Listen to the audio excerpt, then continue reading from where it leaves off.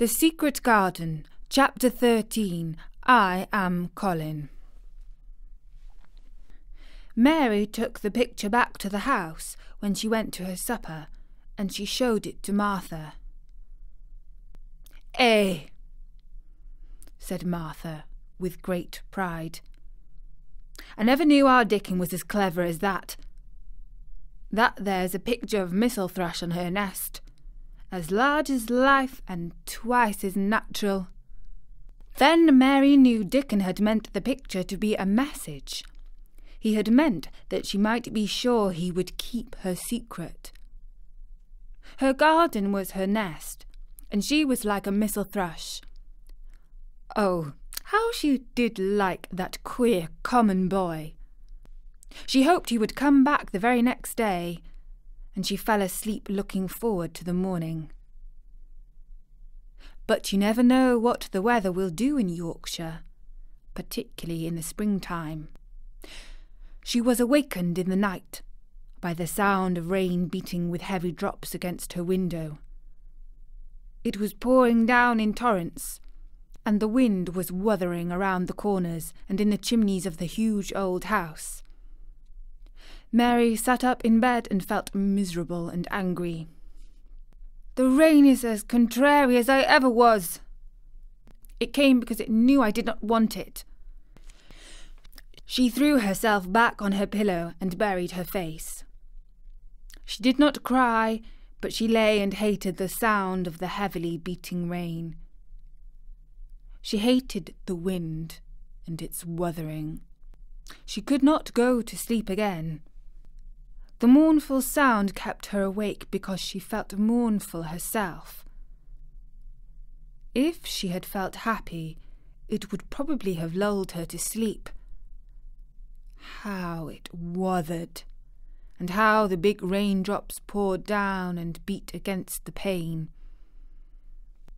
"It sounds just like a person lost on the moor and wandering on, crying," she said. She had been lying awake, turning from side to side for about an hour. Then suddenly something made her sit up in bed and turn her head towards the door, listening. She listened and listened. "It isn't the wind now," she said in a loud whisper. "That isn't the wind. It is different. It is the crying I heard before." The door of her room was ajar, and the sound came down the corridor, a far-off, faint sound of fretful crying. She listened for a few minutes, and each minute she became more and more sure. She felt as if she must find out what it was. It seemed even stranger than the secret garden and the buried key. Perhaps the fact that she was in a rebellious mood made her bold. She put her foot out of bed and stood on the floor. "I'm going to find out what it is," she said. "Everybody is in bed, and I don't care about Mrs. Medlock. I don't care." There was a candle by her bedside, and she took it up and went softly out of the room. The corridor looked very long and dark, but she was too excited to mind that. She thought she remembered the corners she must turn to find the short corridor with the door covered with tapestry, the one Mrs. Medlock had come through the day she lost herself. The sound had come up that passage, so she went on with her dim light, almost feeling her way, her heart beating so loud that she fancied she could hear it. The far-off faint crying went on and led her. Sometimes it stopped for a moment or so, and then began again. Was this the right corner to turn? She stopped and thought. Yes, it was. Down this passage, and then to the left, and then up 2 broad steps, and then to the right again. Yes, there was the tapestry on the door. She pushed it open very gently and closed it behind her. And she stood in the corridor and could hear the crying quite plainly, though it was not loud. It was on the other side of the wall at her left, and a few yards further on there was a door. She could see a glimmer of light coming from beneath it. Someone was crying in that room, and it was quite a young someone. So she walked to the door and pushed it open. And there she was, standing in the room. It was a big room with ancient, handsome furniture in it. There was a low fire glowing faintly on the hearth, and a night light burning by the side of a carved four-posted bed hung with brocade. And on the bed was lying a boy, crying fretfully.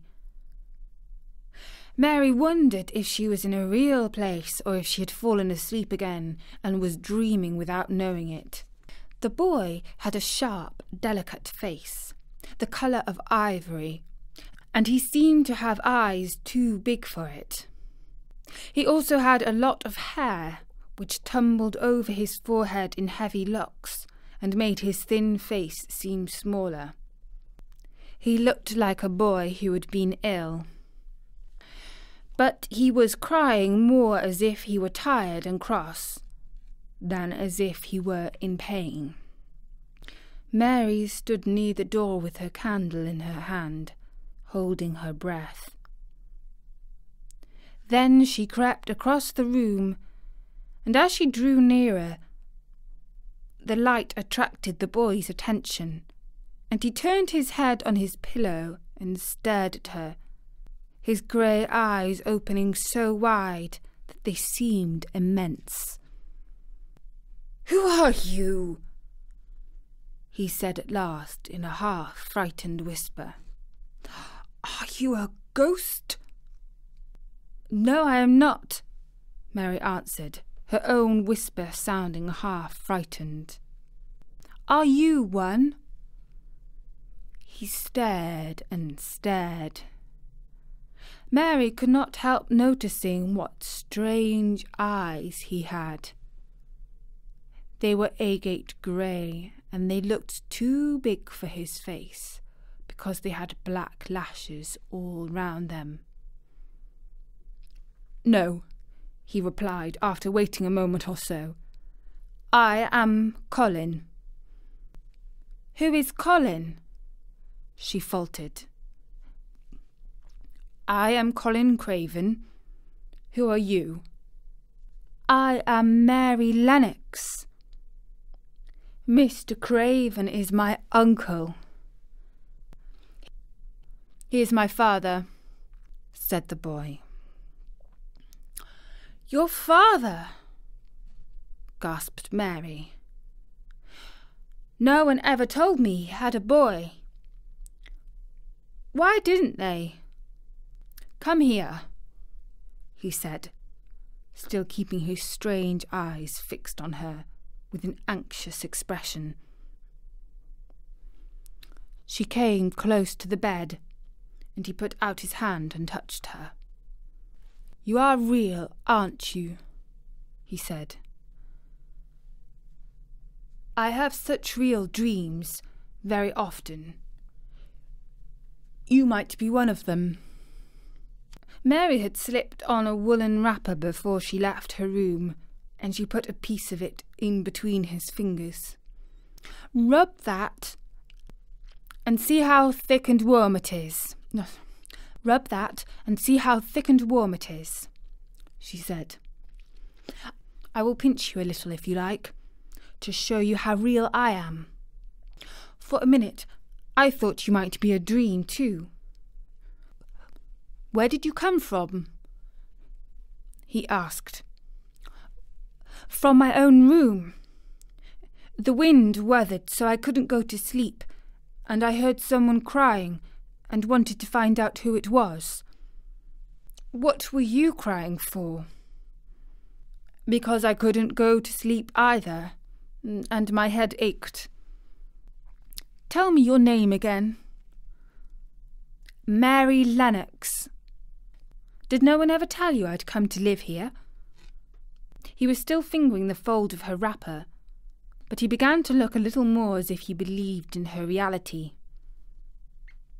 No, he answered. They daren't. Why? Asked Mary.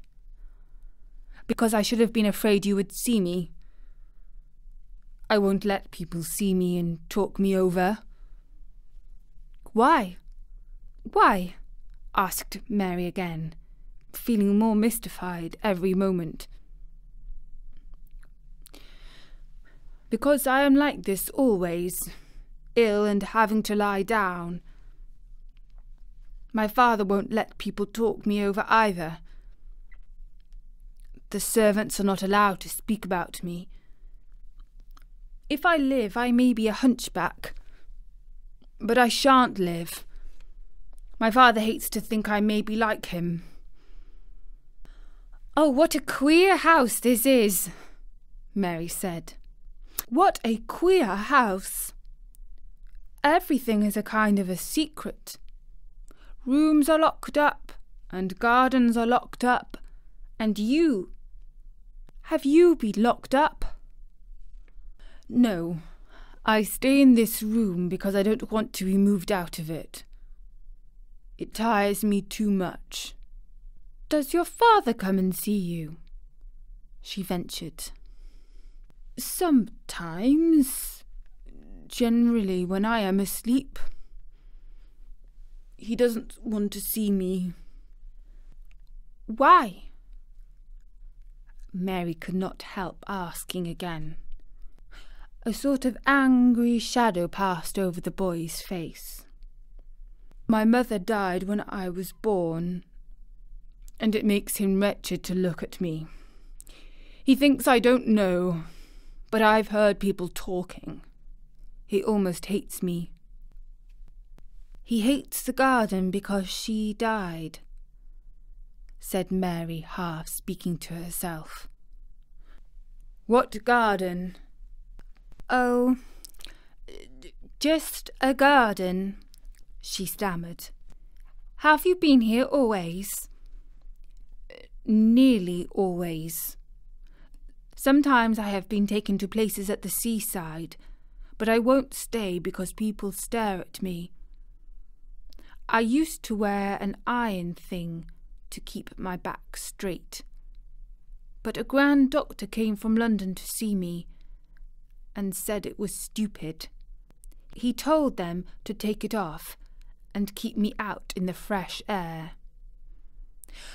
I hate fresh air, and I don't want to go out. I didn't either when I first came here, said Mary. Why do you keep looking at me like that? Because of the dreams that are so real, he answered rather fretfully.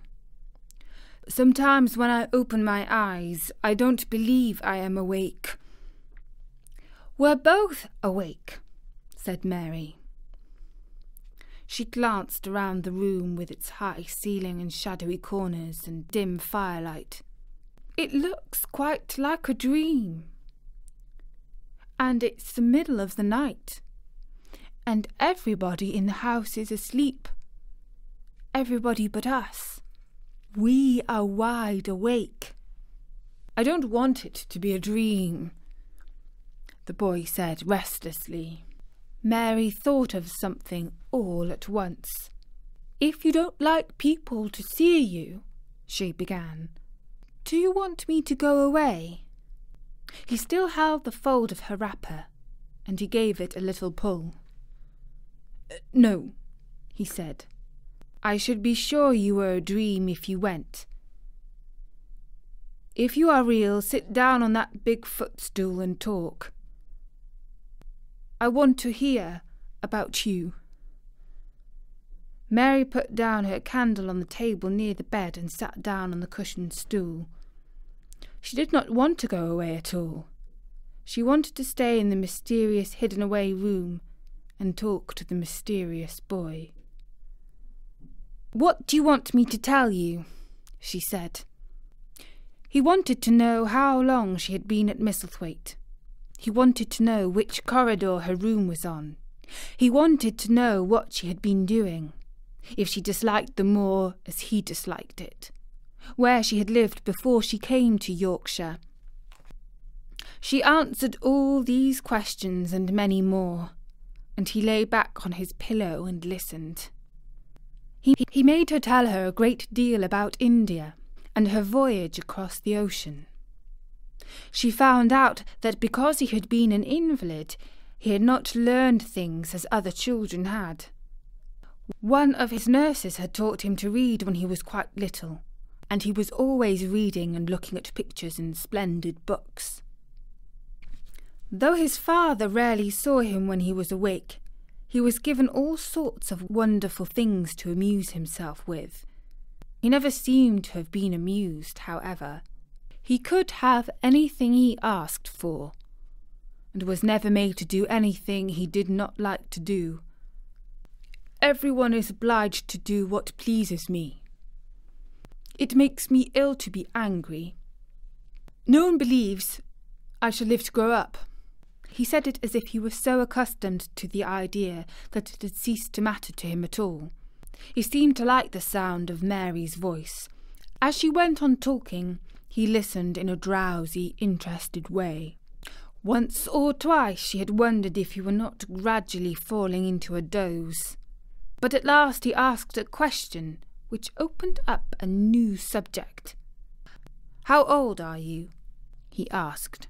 "I am 10, answered Mary, forgetting herself for the moment. "And so are you." "How do you know that?" he demanded in a surprised voice. "Because when you were born the garden door was locked and the key was buried, and it has been locked for 10 years. Colin half sat up, turning toward her, leaning on his elbows. "What garden door was locked? Who did it? Where was the key buried?" he exclaimed, as if he were suddenly very much interested. It was the garden Mr. Craven hates," said Mary nervously. "He locked the door. No one knew where he buried the key." "What sort of garden is it?" Colin persisted eagerly. "No one has been allowed to go into it for 10 years, was Mary's careful answer. But it was too late to be careful. He was too much like herself. He too had nothing to think about, and the idea of a hidden garden attracted him as it had attracted her. He asked question after question. Where was it? Had she never asked the gardeners? "They won't talk about it," said Mary. "I think they have been told not to answer questions." "I would make them," said Colin. "Could you?" Mary faltered, beginning to feel frightened. If he could make people answer questions, who knew what might happen? "Everybody is obliged to please me. I told you that," he said. "If I were to live, this place would sometime belong to me. They all know that. I would make them tell me." Mary had not known that she herself had been spoiled, but she could see quite plainly that this mysterious boy had been. He thought that the whole world belonged to him. How peculiar he was, and how coolly he spoke of not living. "Do you think you won't live?" she asked, partly because she was curious, and partly in hope of making him forget the garden. "I don't suppose I shall," he answered as indifferently as he had spoken before. "Ever since I remember anything I have heard people say I shan't. At first they thought I was too little to understand, and now they think I don't hear. But I do. My doctor is my father's cousin. He is quite poor, and if I die, he will have all Misselthwaite when my father is dead. I should think he wouldn't want me to live." "Do you want to live?" inquired Mary. "No," he answered in a cross, tired fashion. "But I don't want to die.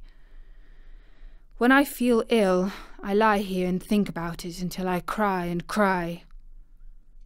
"I have heard you crying 3 times," Mary said, "but I did not know who it was. Were you crying about that?" She did so want him to forget the garden. "I dare say," he answered. "Let us talk about something else. Talk about that garden. Don't you want to see it?" "Yes," answered Mary, in quite a low voice. "I do," he went on persistently. "I don't think I ever really wanted to see anything before, but I want to see that garden. I want the key dug up. I want the door unlocked. I would let them take me there in my chair. That would be getting fresh air. I'm going to make them open the door."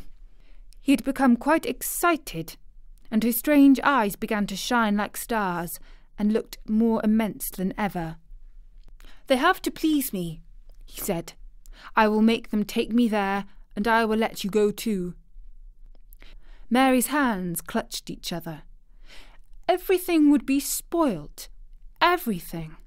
Dickon would never come back. She would never again feel like a missel thrush with a safe hidden nest. "Oh, don't do that," she cried out. He stared as if he thought she had gone crazy. "Why?" he exclaimed. "You said you wanted to see it." "I do," she answered almost with a sob in her throat. "But if you make them open the door and take you in like that, it will never be a secret again." He leaned still farther forward. "A secret?" he said. "What do you mean? Tell me." Mary's words almost tumbled over one another. You see, she panted. "If no one knows but ourselves, if there was a door hidden somewhere in the ivy, if there was and we could find it, and if we could slip through it together and shut it behind us, and no one knew where anyone was inside, and we called it our garden, and pretended that we were missel thrushes, and it was our nest, and if we played there almost every day, and dug and planted seeds and made it all come alive—" "Is it dead?" he interrupted her. "It soon will be if no one cares for it," she went on. "The bulbs will live, but the roses—" He stopped her again, as excited as she was herself. "What bulbs?" "There are daffodils and lilies and snowdrops. They are working in the earth now, pushing up pale green points because the spring is coming." "Is the spring coming?" he said.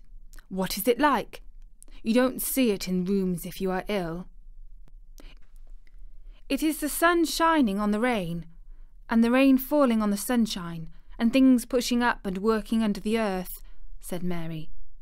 "If the garden was a secret, and we could get into it, we could watch the things grow bigger every day, and see how many roses are alive. Don't you see?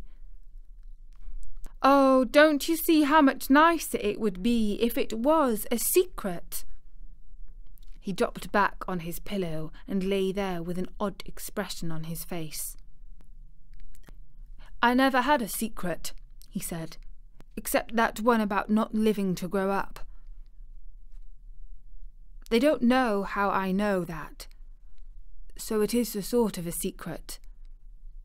But I like this kind better. If you won't make them take you to the garden," pleaded Mary, "perhaps I feel almost sure I can find out how to get in sometime.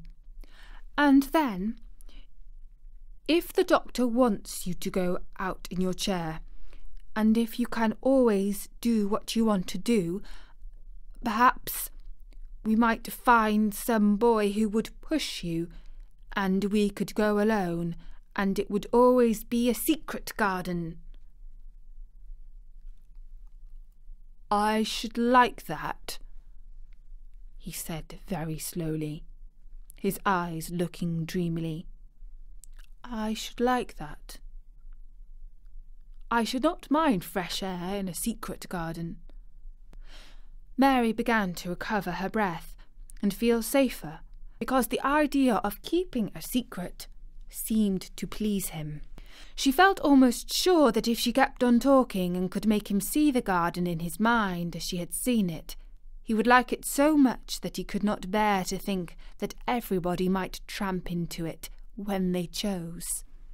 I'll tell you what I think it would be like, if we could go into it, she said. It has been shut up so long things have grown into a tangle, perhaps.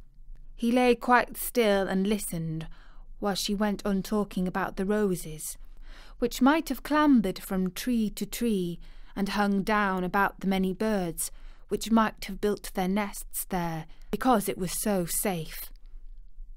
And then she told him about the robin and Ben Weatherstaff. And there was so much to tell about the robin, and it was so easy and so safe to talk about it, that she ceased to be afraid. The robin pleased him so much that he smiled until he looked almost beautiful, and at first Mary thought that he was even plainer than herself, with his big eyes and heavy locks of hair. I did not know birds could be like that, he said. But if you stay in a room, you never see things. What a lot of things you know. I feel as if you had been inside that garden. She did not know what to say, so she did not say anything. He evidently did not expect an answer, and the next moment he gave her a surprise. I'm going to let you look at something, he said. Mary had not noticed it before, but she looked up and saw it. It was a curtain of soft silk hanging over what seemed to be some picture. Yes, she answered. There is a cord hanging from it, said Colin. Go and pull it. Mary got up, much mystified, and found the cord. When she pulled it, the silk curtain ran back on rings, and when it ran back, it uncovered a picture. It was the picture of a girl with a laughing face. She had bright hair tied up with a blue ribbon, and her gay, lovely eyes were exactly like Colin's unhappy ones. Agate grey, and looking twice as big as they really were because of the black lashes all around them. She is my mother, said Colin complainingly. I don't see why she died. Sometimes I hate her for doing it. How queer, said Mary. If she had lived, I believe I should not have been ill always, he grumbled. I dare say I should have lived too. And my father would not have hated to look at me. I dare say I should have had a strong back. Draw the curtain again. Mary did as she was told and returned to her footstool. She is much prettier than you, she said, but her eyes are just like yours. At least, they are the same shape and colour. Why is the curtain drawn over her? He moved uncomfortably.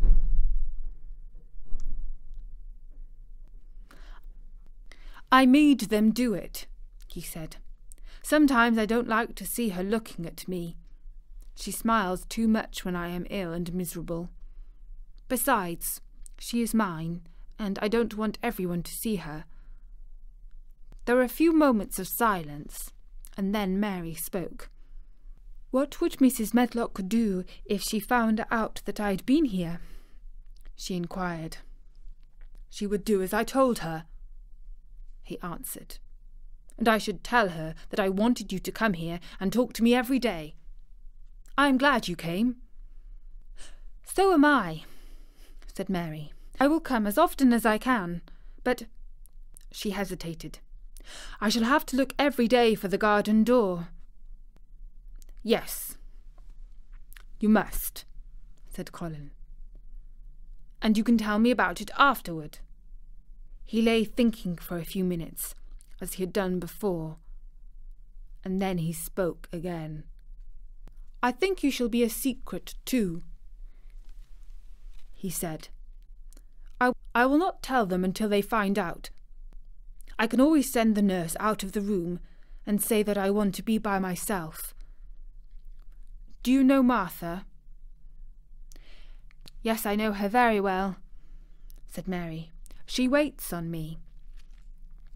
He nodded his head toward the outer corridor.